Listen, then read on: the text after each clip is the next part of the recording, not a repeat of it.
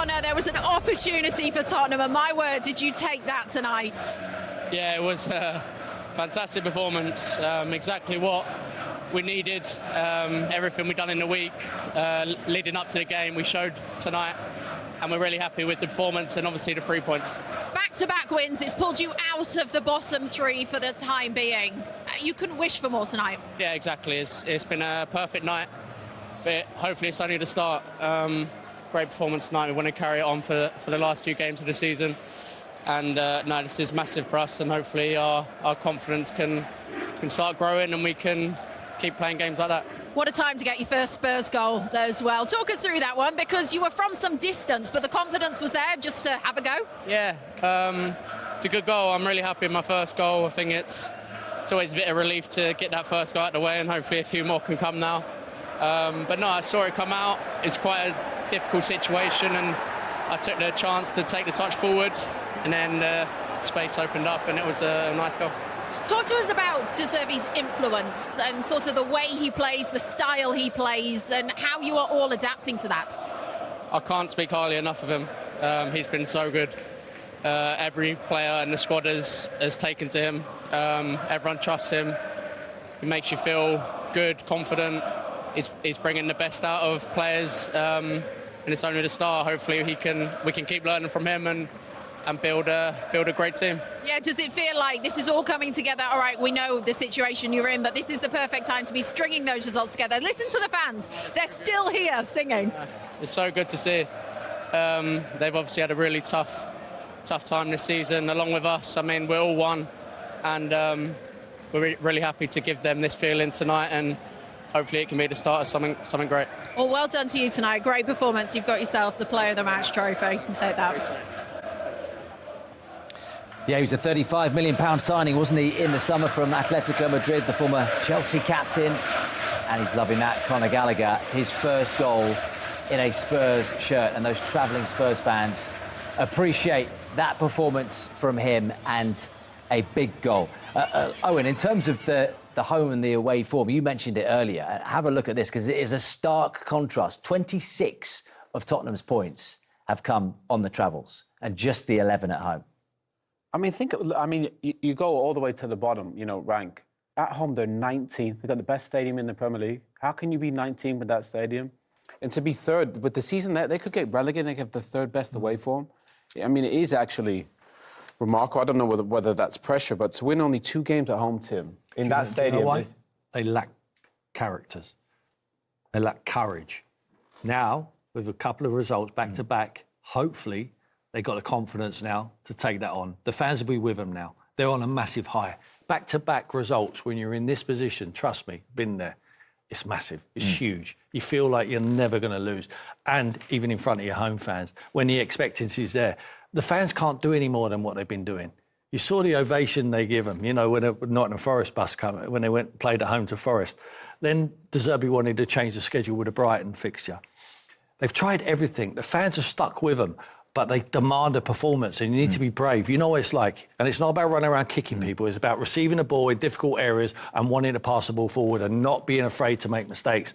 And unfortunately, they haven't been brave enough. They hadn't enough characters to be able to do that. We saw some characters out there tonight. That is Paulinho's first start in a Tottenham shirt under De Zerbi. How on earth is that kid not playing every single week? Yeah, he might be limited in his ability, but what he gives you is that heart. That's what you need when you're at the bottom of the division. You need someone who's a character, who runs around, who want to do the ugly stuff in the game, knows his limitations, passes the ball forward to people who are better in possession than he is. And Richarlison, people like that need to come to the front, but you need to recognise that they're amongst your squad, and you need to play them as much as you possibly can. Yeah. And he's done that tonight. There's a long way to go, isn't there? But how significant when we look at that home and away contrast, and the fact that Tottenham still have 2 home games to go in their remaining 3 fixtures against Leeds, Owen, and against Everton on the final day. Everton still chasing Champions League at the moment. But you know what? They have to play the same way. They have to not complicate it. I think they make the fans nervous at home by trying to play this football and play out and stopping the ball and playing back to the goalkeeper. Yeah. Play the ball forward very quickly. Even if you play Leeds, play the same. Get the ball forward quickly, win second balls. Paulinho, Tim makes a really good point. Paulinho, when he was at Fulham, he led the Premier League in tackles. People forget there's only one ball in a game. You don't need everybody to be a number 10. You need people to win tackles, to get the ball to the guys that win you the game. If you look at those fixtures, okay, the Chelsea, well, to be fair, Chelsea are struggling. Looking at that, Tim, I think Spurs will be okay. Let me just point out as well that when you look at Nottingham Forest's remaining games, if, and it's still a big if, but if Forest get to the Europa League final, that final would be between Manchester United and Bournemouth there in that final match week. But I'm looking at their next game. Their next game tomorrow night. Big. They can't rest any players now. No. They might not have done anyway, but they would have looked towards, like Villa have done today, looked towards the Europa League game. They've got to concentrate 1,000,000% on this Chelsea game tomorrow. Every game is complicated. That is a bonus for Villa. Now, you know, if you're trying to look for a positive, the Europa League is everything for Aston Villa at the moment. Everything. And I think they will go on and win the tournament. But if you look at that, Forest, they have incredibly difficult fixtures. Spurs have the best ones, I think, by far. West Ham as well. You've got Arsenal, Newcastle away, and then obviously Leeds. So I think that win today from Tottenham at Villa Park, it just puts them in such a stronger position. Obviously, you think about Leeds at home. If they play the same way with that energy and effort and get the ball forward quickly... The Brighton performance was decent, wasn't it? I know the result wasn't in the end, but it was only the way that the energy was sucked out of it with the late Brighton equaliser. Absolutely, but it's all about results. The performance against Wolves was poor, but Paulinho scores a winner. They get the result. It's a huge boost. And not only is it a huge boost for Tottenham, it's a massive blow for Nottingham Forest and West Ham. Their fans and their players and their manager, they sit there today and they watch that fixture. Sunday night, bank holiday tomorrow. They've watched them take a 2-goal lead and hang on to it. And they must be like this, shaking their heads, thinking, that is one we counted on. Now we're going to have to go and find another result from somewhere. It's a massive blow at the bottom of the table. Oh, and you were impressed with the Tottenham work rate, but this is what you'd expect. This is the basic standard of what you'd expect, isn't it, work rate? Well, you would, but I think the coaches overcomplicate football nowadays. It's too much pass and making the play. Everything's going back to the goalkeeper. Why do I want the goalkeeper to have the ball all the time? He's the worst player with the ball at his feet. And then you create this little pressure. Look how quickly you can get a turnover because all these teams are trying to play out. And again, I think obviously Tottenham did a really good job of, creating a little bit of pressure. And Villa were off it from the off, weren't they, Tim? Slow, didn't play forward, allowed Tottenham to press them in easy areas. And I think, look, you have to credit Tottenham, don't you? I thought they did an exceptional job of it, but I just thought that was not the Villa we've seen all season. Not at all. The build-up was slow, it was ponderous, but they set traps. They expected it. Look at that reaction. Now, I'm normally against this, but I'm having that today. And against reactions like this. You watch Pedro Porro here. Look, he's playing for the shirt. You know this matters to him. I've been critical of him in the past, and quite rightly so. But not today. Look at this reaction. That is what the Tottenham fans want to see. Players playing for that cockerel on the shirt. What we want.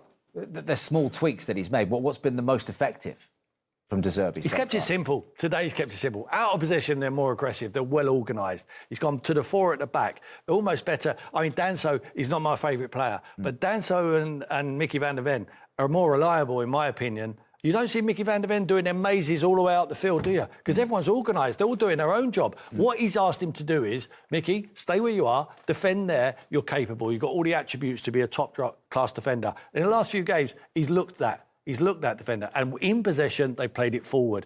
Richarlison, he stumbled across him. He's left him out. He played him in the first game, and then he's left him out the last couple. Puts him back on today because he's a needs-must situation because Solanke was injured. It's a blessing in disguise. I said it at the top of the show. This boy needs to play. He's been in this environment before, and he's got Everton out of it. Single-handedly, he fought for out of possession, he fights, and he scores important goals, and he's done that again today. The early goal, Owen, from Conor Gallagher really gave them a platform, didn't it? And it was a hell of a goal, wasn't it? Yeah, but you think about where the goals have come from today and against Wolves. Where have they come from? They're not creating from open play. Set pieces, long throw, win a second ball, touch, finish. That's simple. This amount of philosophies and people getting on half turns. Conor Gallagher sits in a pocket of space. Aston Villa way too deep, brilliant first touch, and Aston Villa don't get out. There's 9 players in the line. Somebody's got to get out to him. You cannot take a touch in the Premier League. When this ball's in the air, let him take a touch and shoot. It's impossible. That needs to be blocked, or you need to get bodies out. So credit Conor. He takes a brilliant first touch. And the finish is great. We saw that at Crystal Palace. He's a goal scorer. But again, this game doesn't have to be pretty in these last 3 games. Set pieces, corners, long throws. We've seen that all season. And that could keep Tottenham in the Premier League, just alone. defend well, and set pieces. You called for warriors, Tim, before the game, and you said that, he's stumbled across Richarlison, but it could be a great fall, couldn't it? Falling into him for the final 3 games? Absolutely. I was shedding no tears when Xavi Simons got injured. I know he had the spark against Brighton. He done well. He set Quadrapora up, scored that wonderful goal himself. And it's unfortunate for the boy. But I just felt we could play a different way. When you haven't got that creativity, you need to find a different way and get the ball forward earlier, get it into wide position and cross the ball to Richarlison, who's got your best option. Now, it's a shame for Solanke as well. He's not played much this season, but he's only scored 3 goals. This is his 10th goal of the season, Richarlison. And it's in a poor team. He can score, but he must go to the manager and say, don't bother playing me unless you're going to get deliveries into the box. That is what I feed off. He eats them up. It's a wonderful delivery. But he can't be up there in isolation. They got the ball in wide areas and they delivered the ball. And that is an absolutely fantastic cross. You saw Matty Cash do one late on for Buendia, but he times it brilliantly. There he is. He's looking at the defender's numbers. He's got him exactly where he wants them. And the timing, just to flick it past Martinez, absolutely brilliant. I'm delighted for Richarlison. I would play him all day, every day in my team because of what he gives you out of possession. He's got a heart. He is a menace to any team he plays against. And he might be scruffy at times. He might not be the silkiest player. Look at that. 10 goals.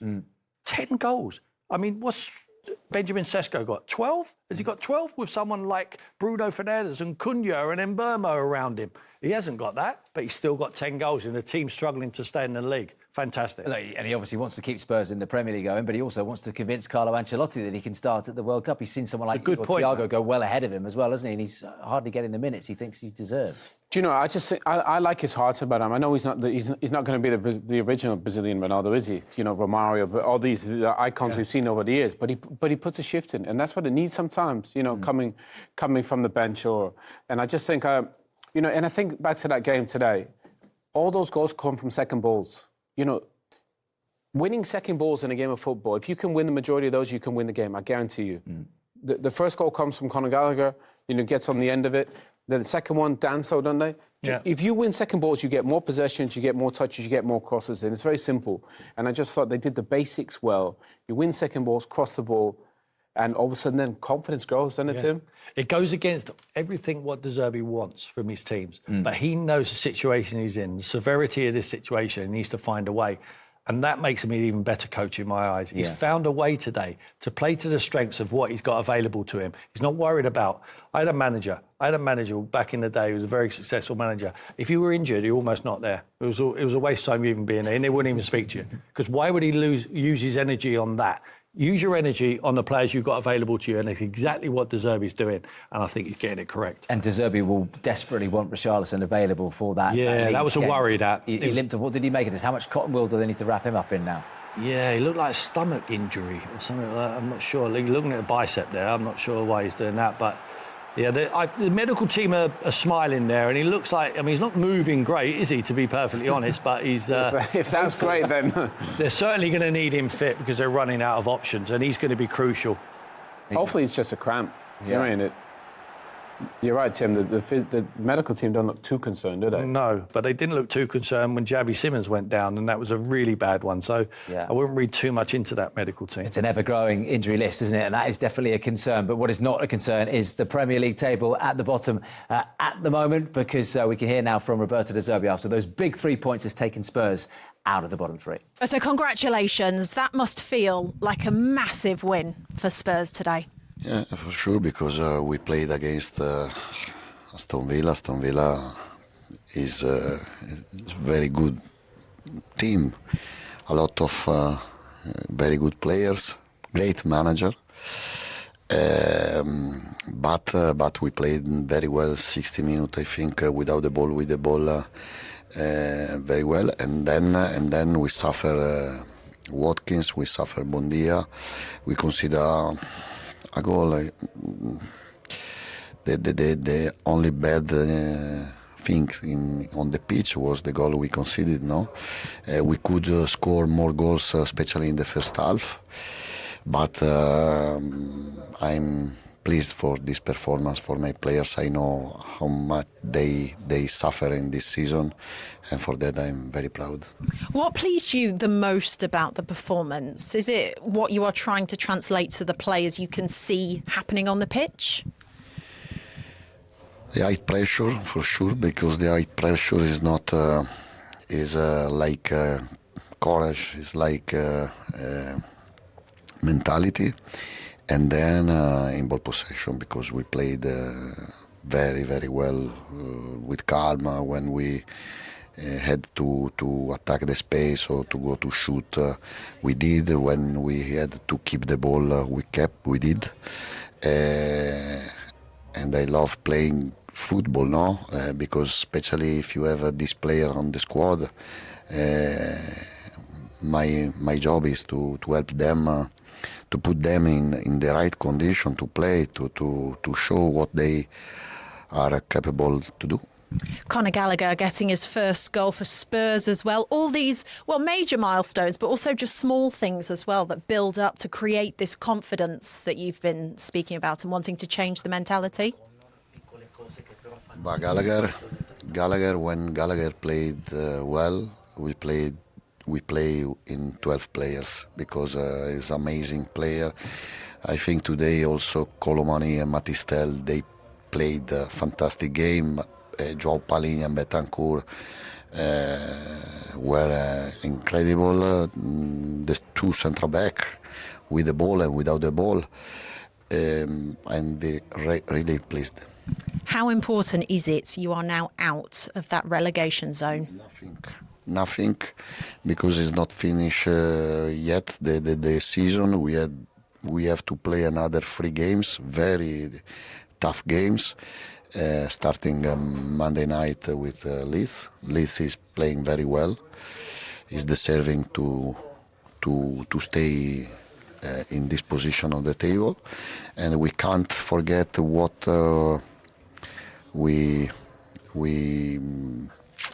was the situation before Wolverhampton.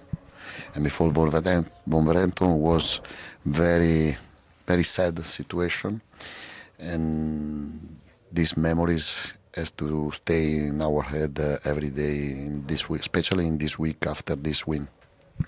You just mentioned you got Leeds there next. It's at home. From your observations of what you've seen, why do you think it's been tough for Spurs at home this season, and how do you change that? I don't know. I can answer you. In my experience, there was just one time we have played at home, and the atmosphere in our stadium has been fantastic. Was amazing stadium. I think it was a mental problem, and these 2 wins, I think, and I hope we can play with more confidence,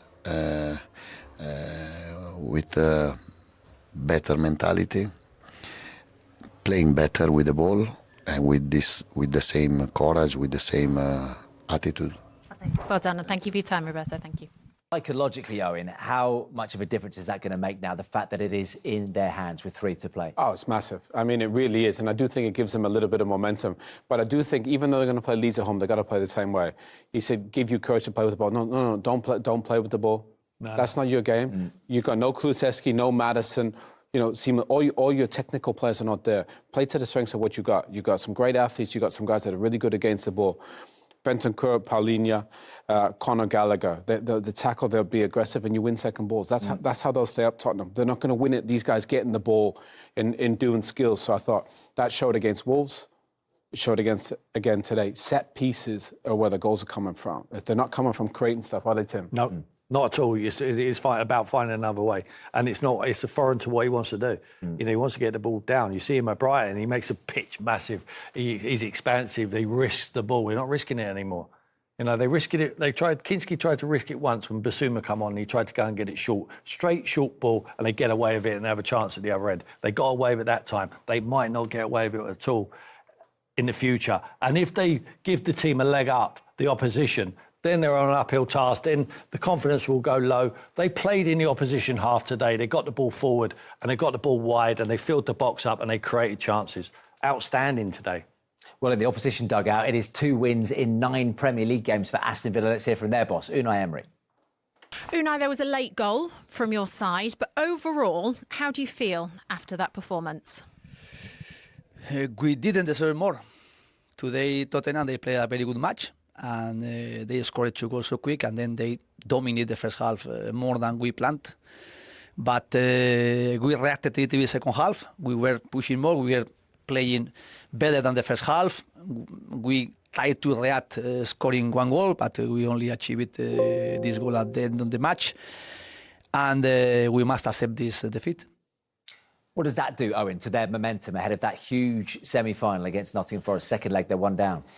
Do you know, I do think it affects it a little bit. I know he rotated a lot of players. John McGinn wasn't there. He's arguably their most important player. It's interesting, he rested a lot of players, but then he probably played his most valuable one, being Morgan Rogers. Do you know, so I do think if you're going to commit to rest those guys. But again, Unai's the best in Europa League. They might as well name it after him. I think they'll get over the line. I agree with Tim. But it's a mini blow, but I think they'll finish the job on Thursday. Look, still a massive achievement for them to get into the Champions League spaces, and this guy could potentially lift that trophy for a 5th time, Tip. I think he will do it. I've said it all season. Well, I said it as soon as they qualified last year. I know see Tottenham do it, but they've been able to juggle both. They've been brilliant in the Premier League. There's still an opportunity for them to qualify via their league position. I think they'll win it. Think they win it? The Forest fans might have a different view watching on Premier League Live. Thank you for your company, Owen Hargreaves. Relegation fight. Spurs up to 17th. They're 1 point above the Hammers now. And within 2 points of Forest, who are away at Chelsea yesterday. 3 games left for Spurs, Leeds, Chelsea and Everton. West Ham, though, have Arsenal next, Glenn. They've had a bad weekend. What is this going to do for their heads? Well, I think the pressure goes right on West Ham. I mean, they've got Arsenal who are going for the league, for the Premier League. You expect them probably to go there and win. And I think, Spurs, after this performance at home to Leeds, they've got to put that performance in again. The hard work to a certain degree starts now. They've set a standard. They've won at Wolves. They've won here at Villa. They've got to do it at home. And that's where we've struggled. But you put that sort of effort in and that closing down as a team, and with the ball as well today, they were good with the ball. Then I think if we get that win there and West Ham were to lose against Arsenal, which is expected, then I think the pressure really, really is piling on West Ham then to get they've got to win both games then.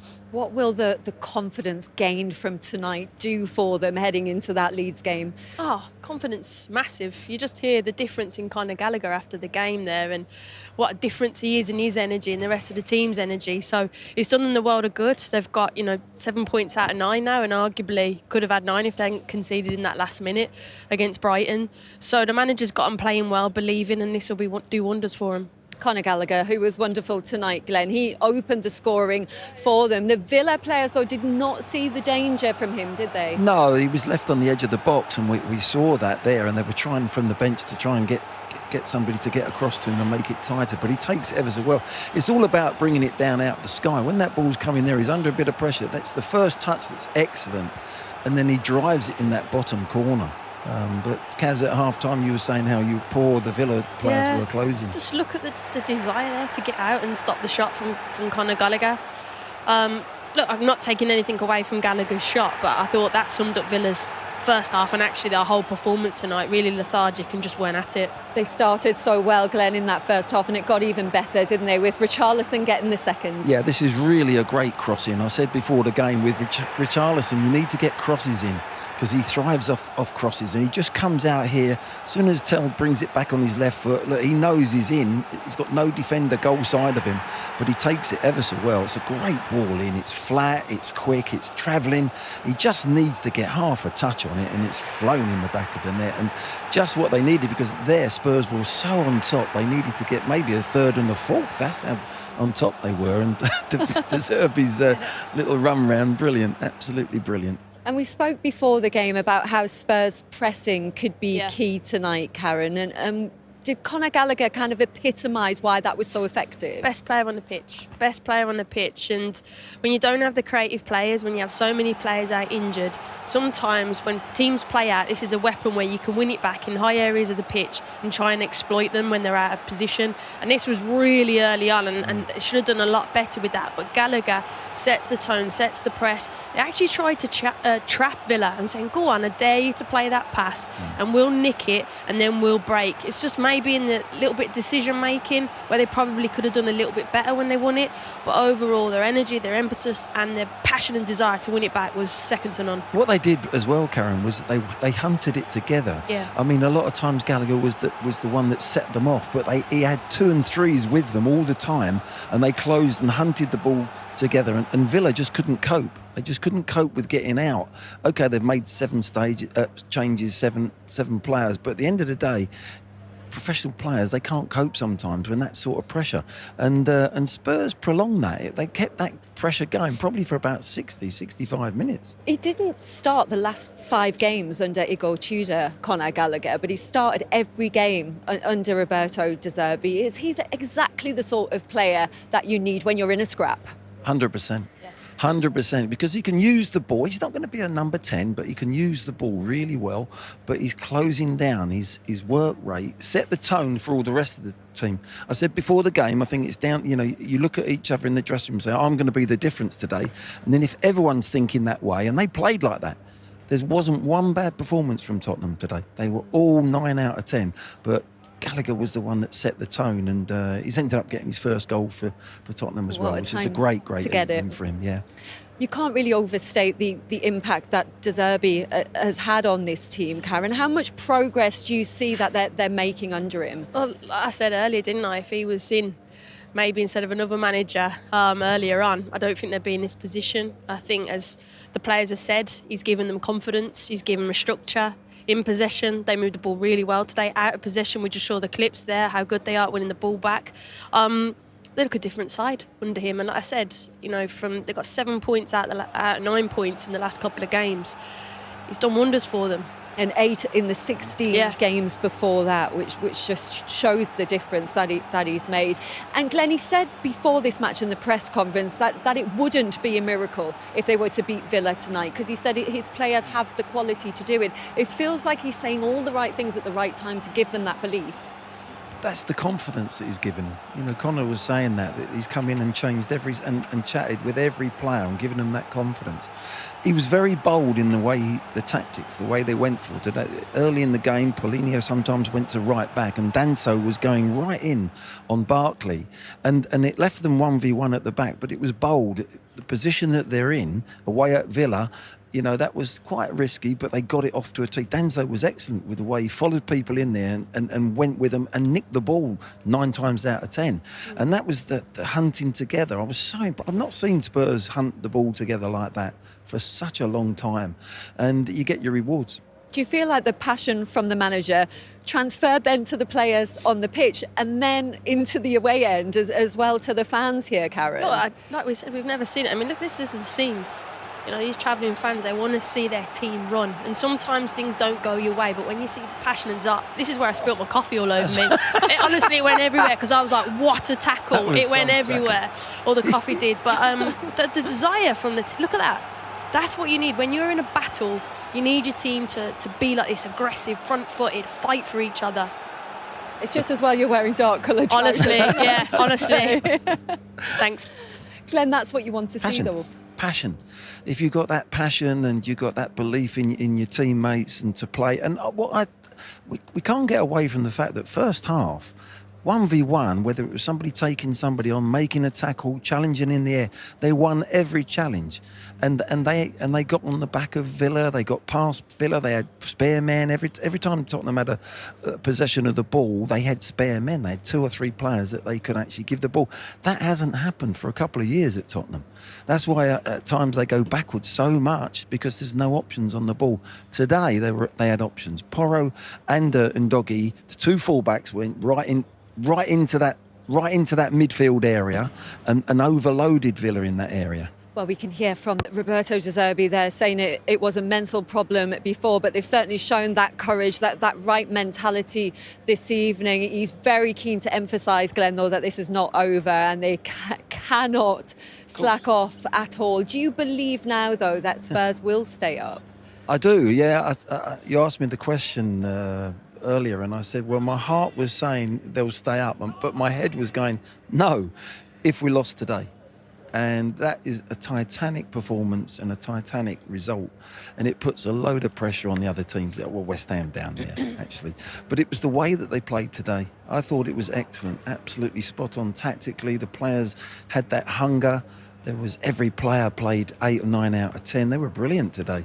Only they conceded right at the end. But no, the passion and the hard work they put in, if they do that again on Monday night at home, then they will start getting good results at home. Yeah, massive, monumental win for Spurs. We're going to talk more about Aston Villa as well after the break. So half-time, Spurs are 2-0 up at Villa Park, and it is a scoreline which, as it stands, sees them out of the bottom 3, down the bottom of the Premier League. Owen Hargreaves, Tim Sherwood with me in the studio. Look at those stats, guys, as well. Villa haven't had a single shot. It's the 3rd time in the Premier League they've managed that in a first half this season. 1 touch in the opposition box, Owen, compared to Tottenham's 17.